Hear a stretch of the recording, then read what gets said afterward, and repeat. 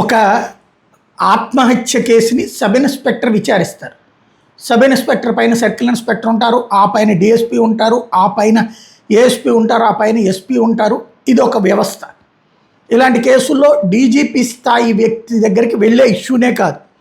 కానీ ఒక డీజీపీనే ఆత్మహత్య చేసుకుంటే, అది కూడా ఉరివేసుకుని ఆత్మహత్య చేసుకుంటే ఇదే సంచలనాత్మకమైనటువంటి అంశం. ఎవరైతే అనురాగ్ ధన్కర్ త్రిపుర డీజీపీ అకస్మాత్తుగా ఆత్మహత్య చేసుకోవడం సంచలనం సృష్టించింది. అది కూడా ఇంట్లో కాదు, తన ఆఫీస్ ఛాంబర్లోనే ఆత్మహత్యకి పాల్పడటం అన్నది సంచలనం సృష్టిస్తోంది. ఇవాళే ఈ ఆత్మహత్య జరిగింది. కొద్దిసేపటి క్రితం ఆయన మృతదేహాన్ని ఉరివేసుకున్నటువంటి సందర్భంలో గుర్తించిన తర్వాత మృతదేహాన్ని దించి గోవింద్ బల్లభ్ పంత్ జీబీపీ హాస్పిటల్కి తరలించారు.